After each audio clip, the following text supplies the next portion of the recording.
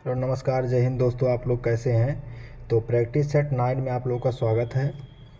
आज से मेरे भाई डेली प्रैक्टिस सेट करवाएंगे, क्योंकि जब व्यूज नहीं आता ना तो करवाने का मन नहीं करता है। इसलिए कि आप देखे हैं पिछले वाला वीडियो आप लोग देखे हैं, तो बस आपसे एक ही निवेदन है, जो लोग चैनल पे नए होंगे सब्सक्राइब कर दीजिएगा और एक एक शेयर कर दीजिएगा। कैसा लग रहा है आपके लाइक के माध्यम से पता चलता है। और कोई भी मतलब कुछ भी आपको पूछना होगा तो एक बार कमेंट ज़रूर करिएगा, और किस प्रकार लग रहा है एक बार ज़रूर कमेंट करिएगा।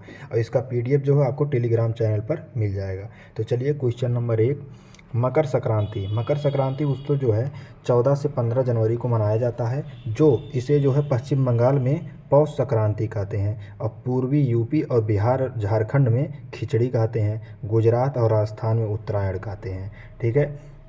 इसी प्रकार पंजाब और हरियाणा में इसको माघी कहते हैं, केरला में इसको मकर बिलक्कू कहते हैं, असम में इसको माघ और भोगली बिहू कहते हैं, कर्नाटक में एलू बिरोधू कहते हैं, और तमिलनाडु में पोंगल कहते हैं, जो कि 4 दिन मनाया जाता है पोंगल। एक होता है भोंगी पोंगल, सूर्य पोंगल, उसके बाद में मट्टू पोंगल जो कि बैल की पूजा होती है, और कानू पोंगल जो कन्या की पूजा होती है। ठीक है।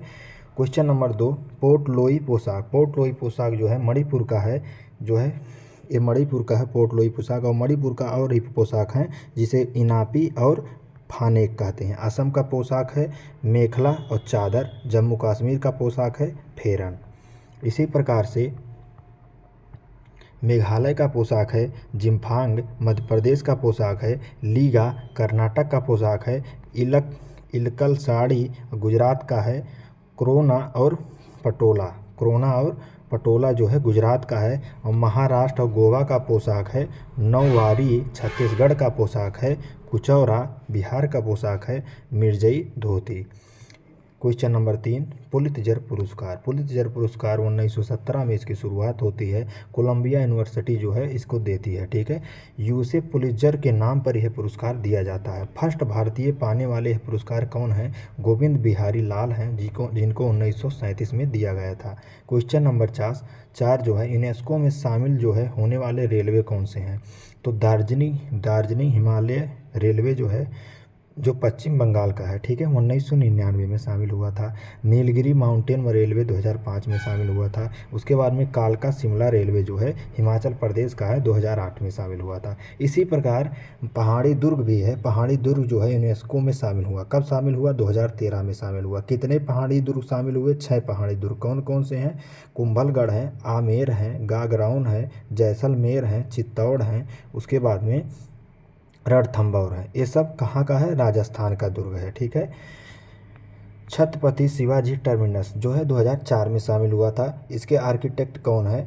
पी डब्ल्यू स्टीवंस हैं। ठीक है।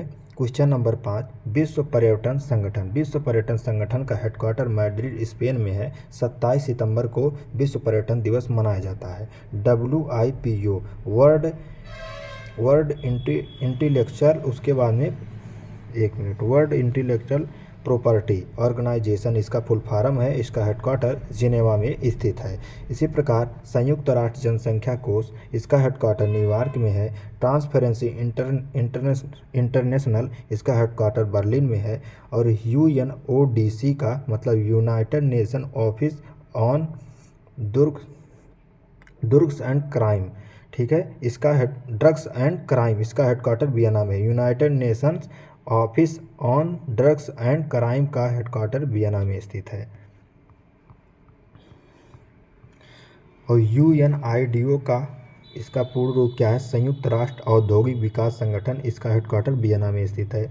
UNU जिसे संयुक्त राष्ट्र विश्वविद्यालय कहते हैं, इसका हेडक्वार्टर टोक्यो जापान में स्थित है। क्वेश्चन नंबर 6, विश्व एनिमेशन दिवस 28 अक्टूबर को मनाया जाता है। उसके बाद में 25 अप्रैल को इंटरनेशनल मलेरिया दिवस मनाया जाता है। 10 अगस्त को इंटरनेशनल लायन डे मनाया जाता है। 3 जून को इंटरनेशनल साइकिल डे मनाया जाता है। 8 जून को इंटरनेशनल ओशियन डे मनाया जाता है। 14 जून को इंटरनेशनल रक्तदाता दिवस मनाया जाता है।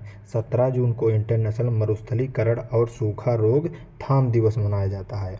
28 मई को इंटरनेशनल भूख दिवस मनाया जाता है। 8 सितंबर को इंटरनेशनल साक्षरता दिवस मनाया जाता है। 18 सितंबर को इंटरनेशनल बांस दिवस मनाया जाता है। Question number 7, loan fox dancing. Loan fox dancing जो है किसकी ऑटोबायोग्राफी है? Ruskin bond. रस्किन बॉन्ड के और भी पुस्तक देख लेते हैं। रस्किन बॉन्ड के पुस्तक का नाम है the blue umbrella, the room on the roof, tiger in the tunnel और रोड्स टू मसूरी। ठीक है। क्वेश्चन नंबर 8 है, रामखेलिया लोक नृत्य कहाँ का है? बिहार का। रामखेलिया लोक नृत्य बिहार का है। इसी प्रकार से झिझिया, धोबिया, कटफोड़वा, जाट जाटिन और कमला लोक नृत्य भी बिहार का है। और हरियाणा का लोक नृत्य है धमाल सांग। केरल का लोक नृत्य है कोलकली पुलिकली। मध्य प्रदेश का लोक नृत्य है जवारा, मटका और फूलपति। असम का है राखल लीला। मणिपुर का है नूपा। पश्चिम बंगाल का है गंभीरा। उसके बाद में छत्तीसगढ़ का है डगला। अरुणाचल प्रदेश का है बोर्डो छम। क्वेश्चन नंबर 9, CAG नियंत्रक एवं महालेखा परीक्षक। ये आर्टिकल नंबर 148 में इनके पद के बारे में है। आर्टिकल नंबर 149 में इनकी शक्ति और कार्य के बारे में लिखा गया है। आर्टिकल नंबर 151 में इनका ये रिपोर्ट इनके रिपोर्ट के बारे में है। संसद के प्रति जिम्मेदार होते हैं। CAG जो है किसके प्रति जिम्मेदार होते हैं? संसद के प्रति जिम्मेदार होते हैं। तो यही क्वेश्चन पूछा गया था। आप लोग बोलते हैं क्वेश्चन नहीं लिखते हैं, तो क्वेश्चन ऐसे में हम कहीं पे लगा देते हैं। ठीक है। इस प्रकार से इतना बड़ा क्वेश्चन आता लिख नहीं मिलता। तो यही पूछा था कि संसद के प्रति जिम्मेदार किसके प्रति जिम्मेदार होते हैं? तो ये संसद के प्रति जिम्मेदार होते हैं। शपथ और त्यागपत्र और रिपोर्ट किसको पेश करते हैं? शपथ, त्यागपत्र और रिपोर्ट जो है। हाँ, तो चलिए शुरू करते हैं। कंप्यूटर का बुक मंगवाए थे तो ये पार्सल आ गया था ना, तो ये लेने गए थे। तो शपथ और त्यागपत्र अपना रिपोर्ट जो है राष्ट्रपति को पेश करते हैं। ठीक है। CAG जो है PAC की बहन है। PAC की बहन है CAG। 1858 में इसका एक्ट आता है। फर्स्ट CAG कौन थे? एडम ड्रम्ड थे। ठीक है। उसके बाद में भारत के फर्स्ट कौन थे? B नरहरि राव थे, जो कि 1950 से 1954 तक थे। वर्तमान में कौन है? K संजय मूर्ति हैं। वर्तमान में K संजय मूर्ति हैं। और इनका कार्यकाल कितना होता है? 6 से 65 वर्ष इनका कार्यकाल होता है। उसके बाद में वर्तमान में वेतन कहाँ से इनका आता है? संचित निधि द्वारा इनका वेतन आता है। संचित निधि से वेतन जाता है। ठीक है। क्वेश्चन नंबर 10 है, अनुच्छेद 168 में क्या है? अनुच्छेद 168 में विधानमंडल के बारे में है। विधानमंडल के बारे में अनुच्छेद 168 में लिखा गया है। अनुच्छेद 169 में विधान परिषद के बारे में है, जो कि उच्च सदन है। ठीक है। 170 में विधानसभा के बारे में है। विधानसभा एक निम्न सदन है। इसका अधिकतम सीट 500 होता है और मिनिमम जो है सीट होता है इसमें 60। ठीक है। अपवाद में कौन कौन से हैं?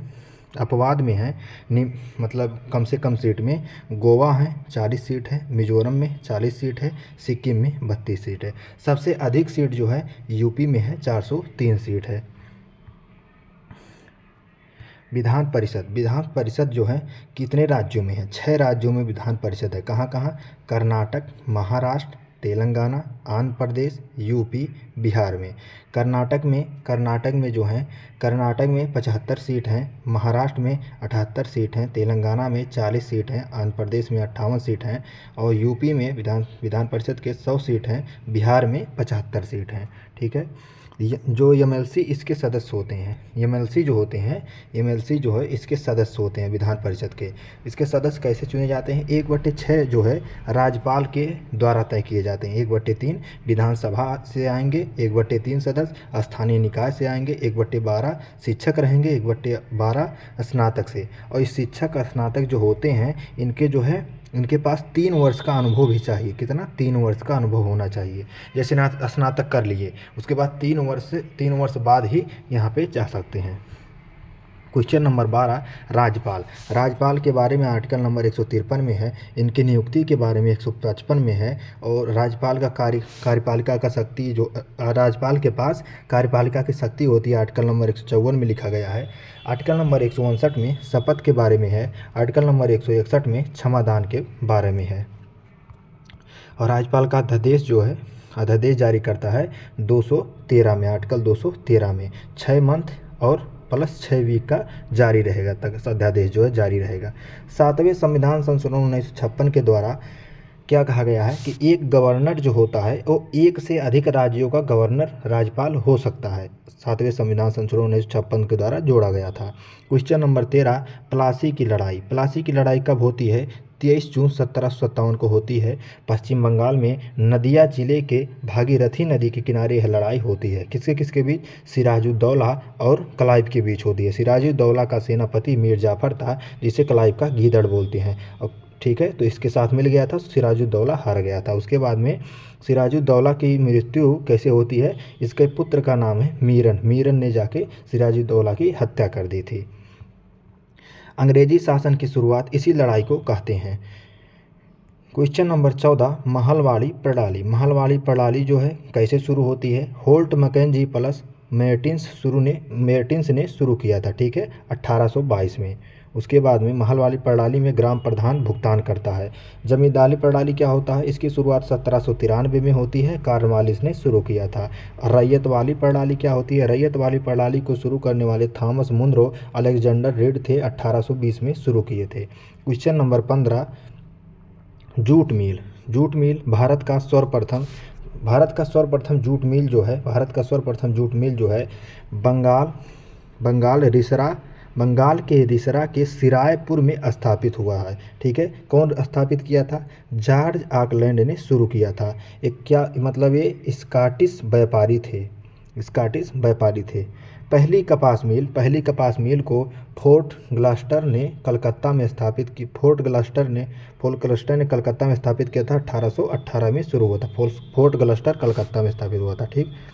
फर्स्ट कपड़ा मिल 1854 में मुंबई में स्थापित हुआ। और फर्स्ट अखबारी कागज़ मिल जो है नेपानगर में शुरू हुआ, मध्य प्रदेश में। क्वेश्चन नंबर 16, बक्सर का युद्ध। बक्सर का युद्ध जो है बिहार स्थित गंगा नदी के किनारे होता है। अंग्रेजी राज को स्थापित जो है यहीं से, इसी युद्ध से होता है अंग्रेजी राज की स्थापना। हेक्टर मुनरो और किसके बीच होता है? हेक्टर मुनरो और मुगल बादशाह शाह आलम द्वितीय, अवध के नवाब शुजाउद्दौला और बंगाल के मीर कासिम के साथ ये लोग एक साथ थे। उसके बाद हेक्टर मुनरो अकेले था, ठीक। हेक्टर मुनरो जो है विजय होता है और इन तीनों की हार हो जाती है। उसके बाद में इलाहाबाद की संधि होती है 12 अगस्त 1765 को और 16 अगस्त 1765 को। क्वेश्चन नंबर 17, ग्रेनाइट चट्टानें। ग्रेनाइट चट्टानें में क्या आता है? अग्नीय चट्टानें हैं। ग्रेनाइट चट्टानें कौन सी है? अग्नीय चट्टानें हैं। और सादी चट्टानें में क्या आता है? बलुआ और चूना पत्थर। कायांतरिक चट्टानें में क्या आती है? स्लेट आता है, संगमरमर आता है, फाइलाइट आता है और शिस्ट आता है, ठीक है। उसके बाद में अग्नीय चट्टानें दो और देख लेते हैं, एक है बेसाल्ट, एक है डायोराइट है, ठीक है। डोलड्रम भूमध्य रेखा के इर्द गिर्द निम्न दाब वाला क्षेत्र है। डोलड्रम क्या है? भूमध्य रेखा के इर्द गिर्द वाला निम्न दाब वाला क्षेत्र है। क्वेश्चन नंबर 19, क्षोभ मंडल।